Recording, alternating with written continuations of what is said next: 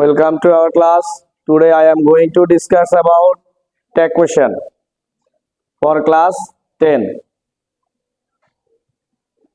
আজকের ক্লাসে আমি ট্যাগ কোশ্চেনের জেনারেল নিয়ম আমরা আগে শিখছি, কিছু টেকনিক্যাল নিয়ম যেগুলো আমরা প্রায় ভুল করি এগুলো নিয়ে আলোচনা করব।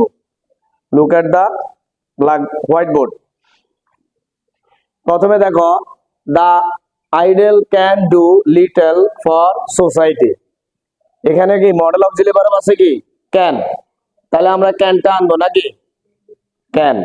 নট আসবে, নট আসবে না। নেগেটিভ ওয়ার্ড লিটল আছে, হার্ডলি, স্কার্সলি, ফিউ, লিটল এই জাতীয় ওয়ার্ড গুলো থাকলে নেগেটিভ অর্থ প্রকাশ করে, তাহলে কি ট্যাগে নট হবে না।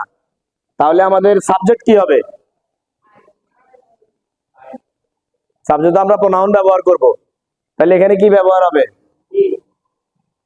না, এই ভুলটাই আমরা করি সাধারণত। The idol, the poor, the rich, যখন এই অ্যাডজেক্টিভ গুলোর আগে দি থাকবে তখন এটা পুরো সমষ্টিটাকে বোঝাচ্ছে, তাহলে এখানে সিঙ্গেল একজন না। দা আইডল মানে অলর জাতীয়, কখনো কি সমাজের জন্য খুব কমই করতে পারে এরকম অলর যারা, তাহলে এই জাতীয় ওয়ার্ড গুলোর ক্ষেত্রে আমরা কি করব? দে ব্যবহার করব সাবজেক্ট হিসেবে প্রোনাউন ট্যাগে। কি বলছি? The idol, the rich, the poor এই জাতীয় যখন অ্যাডজেক্টিভের আগে দি থাকবে তখন সাবজেক্টে আমরা দে ব্যবহার করব ফুরালে। এরপরে দেখো next, nobody was present yesterday. এই সেন্টেন্সটাতে আমরা কি করব? ওয়াজ আছে নাকি ওয়াজ, তাহলে আমরা ওয়াজ আনবো নাকি এরকম না? ওয়াজ আনলে তাহলে এখানে কি হবে? সাবজেক্ট কি হয় আমাদের এটাও দেখতে হবে। আছে কি নোবডি, নোবডির জন্য আমরা কি লিখবো? দে। আর ওয়াজের সাথে কি যোগ হবে? নট। তাইলে নটটা যোগ হইতে গেলে নোবডি আছে, নট আসবে না। সাবজেক্টে কি হবে আমাদের? দে। তাহলে দের সাথে কি ওয়াজ হবে? দে হচ্ছে সিঙ্গুলার, সাবজেক্টের সাথে ব্যবহার হবে, কিন্তু এখানে হচ্ছে প্লুরাল, তাহলে কি হবে? ওয়ার। প্লুরাল বানাইতে হবে আমাদের, তাইলে সাবজেক্টের সাথে মিলানোর জন্য ওয়ার দে।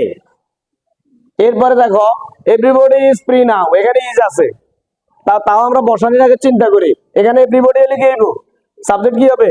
দে। দের সাথে কি হবে? আবার একই বল, দে তো প্লুরাল সাবজেক্ট, তাহলে ভার্বও তো আমার প্লুরাল লাগবে। তাহলে আমার সূত্র যে সিঙ্গুলার আছে, তাহলে কি হবে নাকি?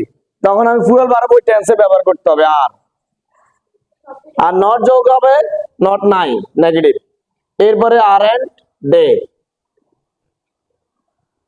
4 নম্বর যে রুলটা আছে, he along with his friend will go there, তাহলে এখানে কি করব? উইল আছে, নেগেটিভ ওয়ার্ড আছে নি নাই, তাহলে উইলের সাথে কি নট যোগ হবে, তাহলে কি হবে? ওন্ট। ওন্ট লিখলাম আমরা, ওন্ট। সাবজেক্ট কি ব্যবহার করব? উইথ হিজ ফ্রেন্ড হি, তাহলে কোনটা ব্যবহার করব? কেন হি ব্যবহার করব? হিজ ফ্রেন্ড তাও তো আছে, তার বন্ধুরা এবং কি সে, এরকম কথা, তাহলে কি হবে? জি না, দুইটাই তো কনফিউশন। এখানে একটা রুল আছে along with, as well as, এই জাতীয় যখন ব্যবহার হবে সাবজেক্টের ক্ষেত্রে তখন প্রথম সাবজেক্ট যেটা থাকবে সেটা অনুযায়ী আমরা ভার্ব ব্যবহার করব, এবং ট্যাগেও প্রথম সাবজেক্টটা ব্যবহার হবে। প্রথমে সিঙ্গুলার থাকলে সিঙ্গুলার, প্লুরাল হলে প্লুরাল, পরে কি আছে এটার দরকার নাই। এটা কখন? Along with, as well as, এরকম আরো কিছু এক্সপ্রেশন আছে, তাহলে এখানে আমাদের কি হয়? হি। এরপরে next 5, you is a pronoun, তাহলে এখানে আমরা কি করব? ইজ আছে দিলাম, ইজ, নেগেটিভ ওয়ার্ড নাই, ইজন্ট।